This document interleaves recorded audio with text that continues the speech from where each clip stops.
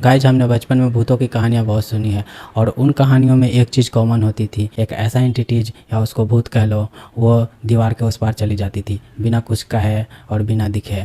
लेकिन क्या हो अगर मैं बोलूँ कि ये रियल वर्ल्ड में पॉसिबल है। Welcome in the world of quantum physics. Quantum भौतिकी की दुनिया में आपका स्वागत है, जहाँ ये चीज़ें पॉसिबल है। 1900 से लेकर 2025 तक अभी प्रूव भी कर दिए गए हैं और इनमें 3 साइंटिस्ट को नोबेल प्राइज़ भी मिला है। आइए इसकी पूरी डिटेल्स समझते हैं। इमेजिन करो तुम्हें दीवार को क्रॉस करना है, तो क्लासिकल फिजिक्स कहती है अगर तुम्हारे पास एनर्जी नहीं है तो तुम उसको क्रॉस नहीं कर सकते। You will have to be a minimum energy to cross the barrier.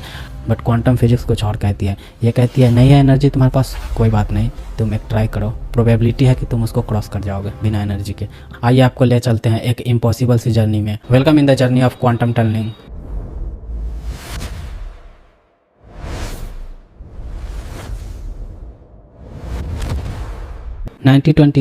Germany. सुबह का वक्त था, रोशनी धीरे धीरे विंडो के थ्रू लैब में आ रही थी और वहीं पे लैब में एक यंग फिजिसिस्ट जॉर्ज गेमहाउ कुछ स्टडी कर रहे थे और वहीं पे उन्होंने पहली बार ऑब्जर्व किया कि एटम के पार्टिकल्स एनर्जी बैरियर के थ्रू निकल जा रहे थे। उसी साल इंग्लैंड में 2 और साइंटिस्ट इंडिपेंडेंटली वही थ्योरी पब्लिश की।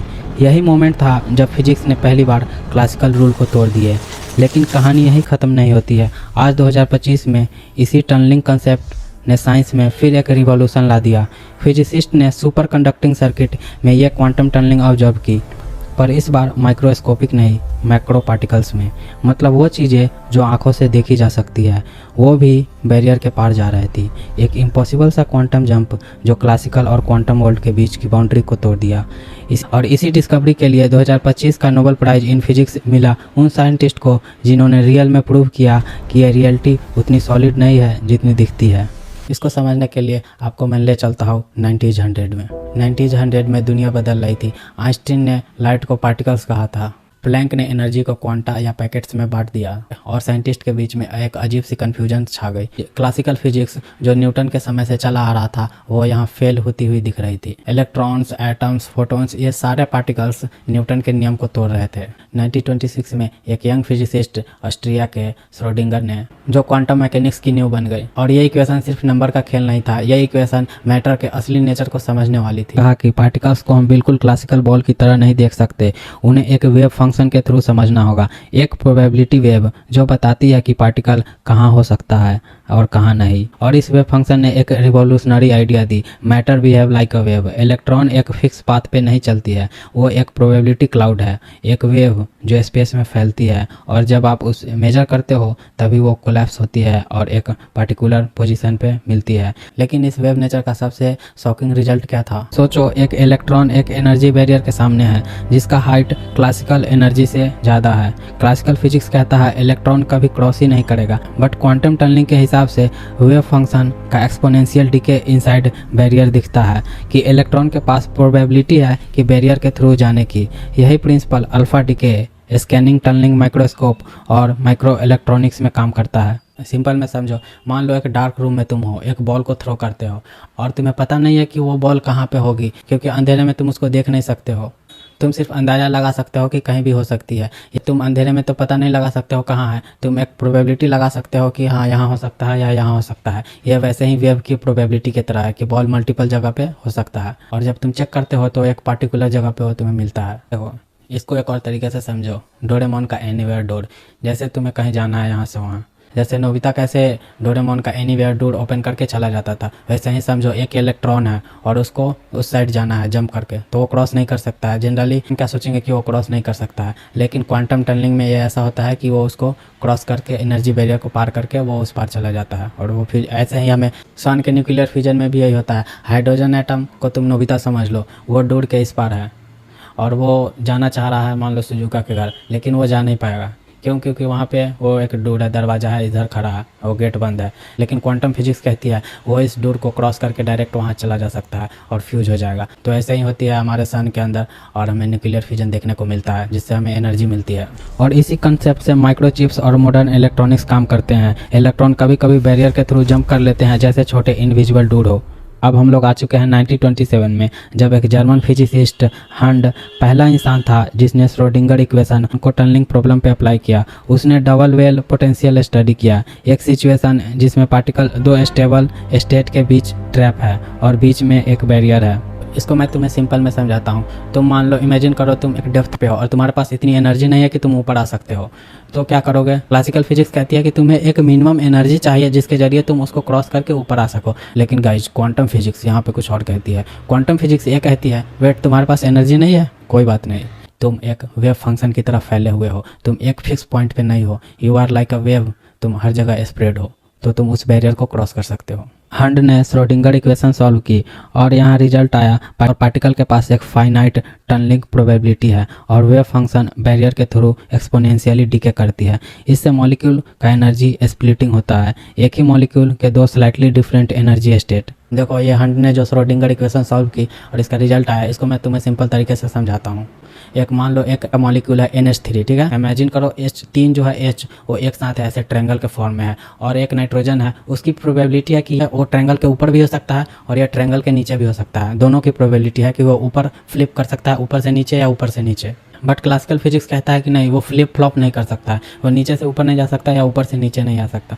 बट यहाँ पे क्वांटम फिजिक्स ये कहती है नाइट्रोजन की जो पोजीशन है वो फिक्स नहीं है, तो उसका स्टेट वेव फंक्शन से डिफाइन होता है, तो वो उससे पता चलता है कि पार्टिकल की पोजीशन कहाँ है। ये फ्लिप माइक्रोवेव स्पेक्ट्रोस्कोपी में स्पेक्ट्रल लाइन का रीजन है। क्लासिकल फिजिक्स में ये एक्सप्लेन नहीं कर सकती थी, लेकिन क्वांटम टनलिंग ने परफेक्टली एक्सप्लेन कर रहा था। सोचो तुम एक पुरानी हवेली में हो और तुम्हारे सामने एक थोड़ी स्कैरी थिक वॉल है। क्लासिकल फिजिक्स कहता है अगर तुम्हारे पास मैजिक पावर नहीं है तो तुम वॉल के पार नहीं जा सकते, पर यह वॉल क्वांटम भूत के लिए कोई बैरियर नहीं है। यह भूत जैसे कोई इनविजिबल घोस्ट हो, कभी कभी वॉल के थ्रू साइलेंटली निकल जाता है बिना टच किए या पुश किए।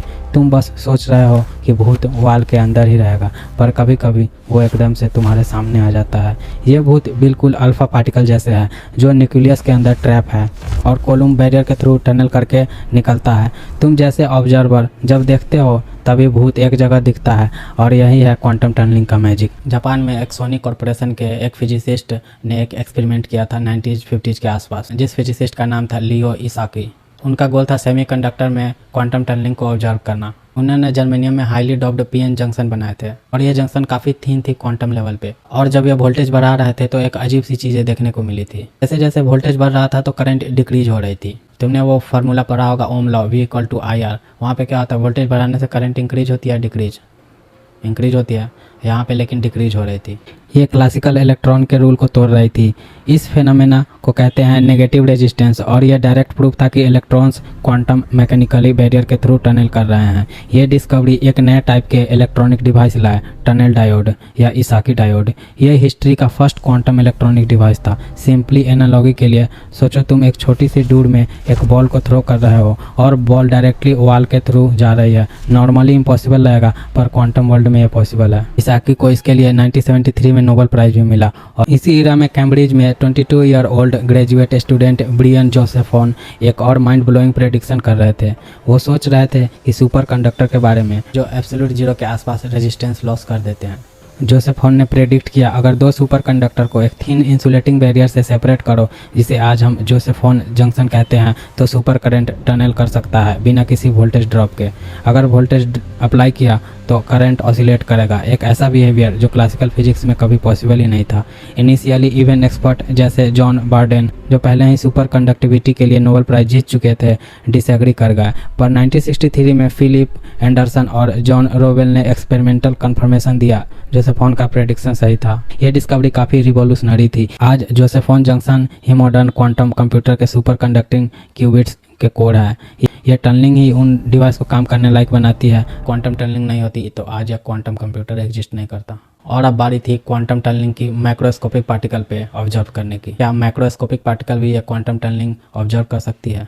बात है 1984 से 1985 का, जब तीन साइंटिस्ट जॉन क्लर्क, माइकल डेबोट और जॉन मार्टिन ने एक अमेजिंग एक्सपेरिमेंट किया। उन्होंने एक इलेक्ट्रिकल सर्किट बनाया जो सुपर कंडक्टर से बना था और सर्किट के बीच में एक जोसेफ हॉर्न कंडक्टर रखा हुआ था और यहाँ से सुपर कंडक्टर का एक अजीब सा फेनोमेना देखा गया। जैसे इसमें कूपर पेयर का कंसेप्ट आता है, मैं सिंपली तुम्हें समझाता हूँ। देखो, दो इलेक्ट्रॉन है, उसको पास में लाओगे तो क्या होगा, रिपेल करेगा क्योंकि they have same charge repel each other. But superconductor में at very low temperature they attract each other, और यही होता है कूपर पेयर। और अब ये पेयर आपस में फ्लोर पे डांस करते हैं जैसे दो भूत आपस में डांस कर रहे हैं। जब मिलियंस ऑफ कूपर पेयर एक साथ मूव करते हैं तो पूरा सुपर कंडक्टर एक सिंगल क्वांटम स्टेट में बिहेव करता है, मतलब सारे इलेक्ट्रॉन एक ही वेव की तरह मूव करते हैं। जैसे कि इमेजिन करो फिश है, वो रिवर में मूव कर रही है तो सारे फिश एक साथ लाइन से मूव करते हैं, ऐसे कभी देखा होगा तुमने। उसी प्रकार से इसमें सुपर कंडक्टर में होता है जब ये कूपर पेयर बनते हैं। तो now coming fast forward to the 7 October 2025, जब 3 लोगों को नोबेल प्राइज़ मिला है। इसमें इन 3 लोगों को नोबेल प्राइज़ इसलिए मिला कि इन्होंने सुपर कंडक्टिंग सर्किट को क्वांटम स्टेट में कंट्रोल किया जा सकता है ऐसा बनाया था।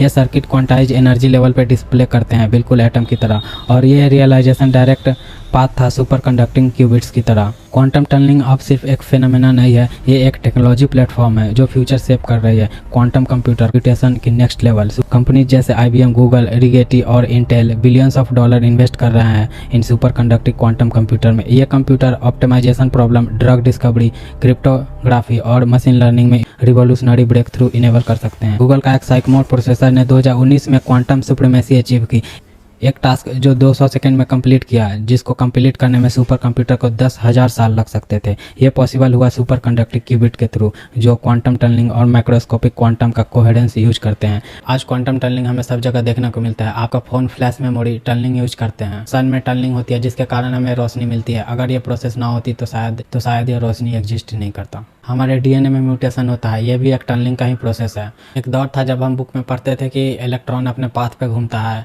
और उसका कुछ डिफाइंड एरिया है, वहाँ पे घूमता है, और आज इलेक्ट्रॉन इनविजिबल होकर इलेक्ट्रॉन एक भूत के तरह मिमिक करता है। इससे पता चलता है कि नेचर के रूल जहाँ इम्पॉसिबल लगते हैं वहाँ साइंस का असली मैजिक दिखने लगता है। और ऐसे ही वीडियोज़ के लिए मुझे सब्सक्राइब कर लो, क्योंकि यहाँ पे मैं ऐसे कंसेप्ट लाते रहता हूँ जो शायद यूट्यूब पे तुम्हें कहीं ना मिले। मिलते हैं नेक्स्ट वीडियो में। This is Vivek signing off.